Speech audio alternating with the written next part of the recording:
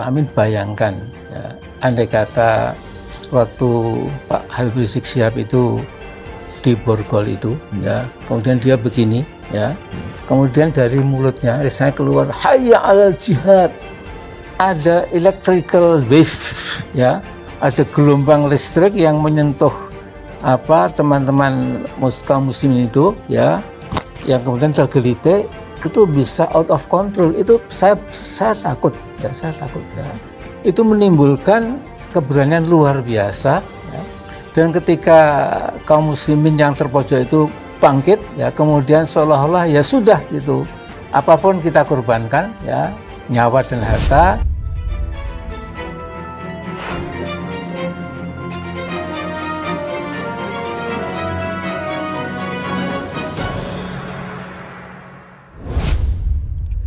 Sudah kalah telak, Amin Rais sok jagoan, ancam serukan jihad membela Rizik Syihab. Ditulis X Hardy di seword.com. Hai Indonesiaku, Assalamualaikum. Berjumpa lagi bersama saya di Suara Channel Bapak Infrastruktur.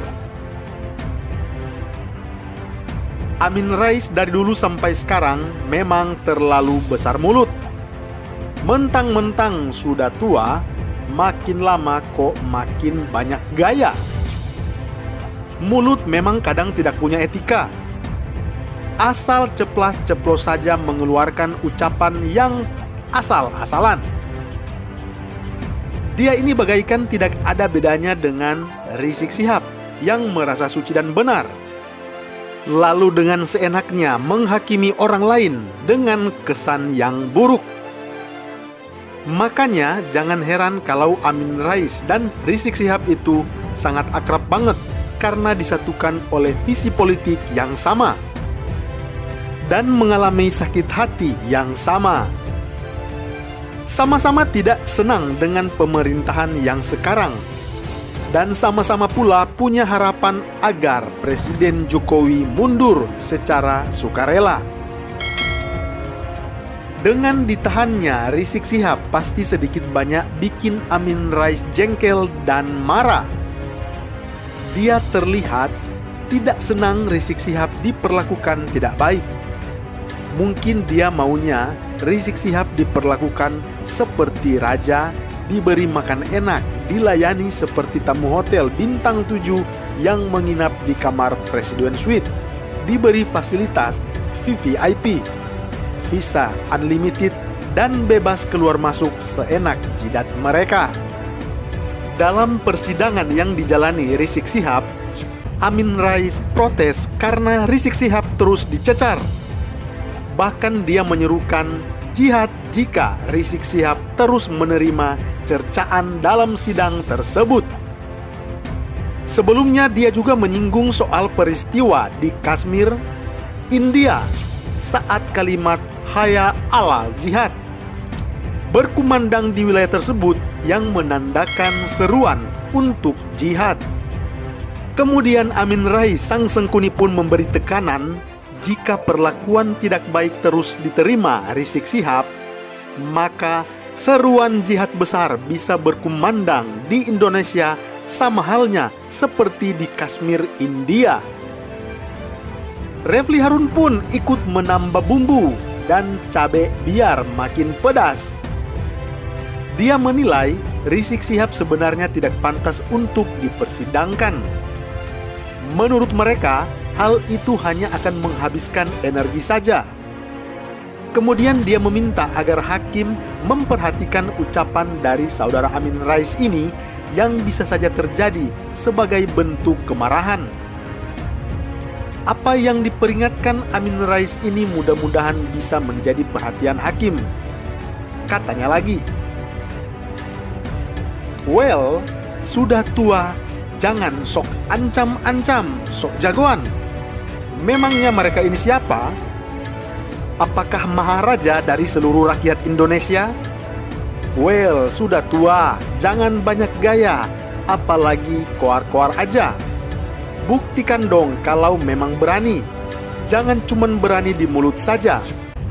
jalan kaki dari Jakarta ke Yogyakarta saja sampai saat ini belum direalisasikan. Ini kok malah sok mau serukan haya alal jihad. Dari dulu memang koar-koarnya selalu dibesar-besarkan, tetapi tak punya nyali untuk melakukannya. Mirip dengan Rizik Syihab, banyak mulut tapinya nyali secuil. Begitu ditindak tegas, langsung terbirit-birit. Pak tua yang satu ini dari dulu selalu halusinasi. Merasa dirinya masih berjaya, padahal nasibnya sekarang sudah mirip pecundang yang tak diperdulikan lagi. Maunya dihormati dan disanjung-sanjung, tetapi dia sendiri tidak pernah menunjukkan etika baik terhadap pihak lain yang menjadi objek sakit hatinya. Coba deh lihat saja nanti, kalau nanti dia beneran serukan haya alal jihad, paling dia bakal duduk santai di rumah, dan yang bergerak adalah kelompok-kelompok sumbu pendek yang mau-maunya dibodohi, jadi kerbau dicocok hidung. Lagi-lagi mirip dengan Rizik Syihab yang cuman bisa teriak jihad, teriak revolusi, tetapi begitu terjadi masalah malah ngumpet duluan dan berdiri paling belakang biar pendukungnya yang menjadi korban duluan. Jangan cuman teriak minta ini itu, dan kalau tidak digrubis malah ngambek dan ancam sana-sini, mirip orang stres. Ketahuilah, rakyat Indonesia hanya minta satu hal dari seorang Sengkuni Amin Rais, yaitu jalan kaki dari Jakarta ke Yogyakarta saja. Tolong kabulkanlah permintaan kami sehingga kami tidak mati penasaran. Karena kami sudah sangat kebelet dengan hal yang itu. Tolong jangan buat kami kecewa berat. Kalau tidak bisa melakukan itu, maka jangan teriak-teriak menuntut macam-macam aneh-aneh, apalagi main ancam-ancaman. Lakukanlah dulu apa yang diinginkan publik, baru boleh menuntut haknya. Memangnya ia siapa? Bukan siapa-siapa.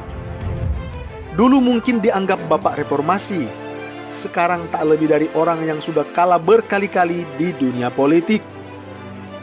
Padahal saat dia ditendang dari Partai Amanat Nasional, harusnya tahu diri dan introspeksi. Di situ adalah tanda-tanda kalau dia sudah menjadi seorang pecundang yang tak akan bisa bangkit lagi.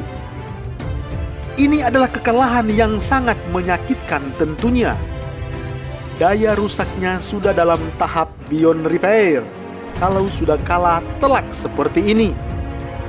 Tidak perlulah sok jago merasa bisa merebut kemenangan kembali, dan jangan memaksakan diri untuk kembali jatuh dan jatuh.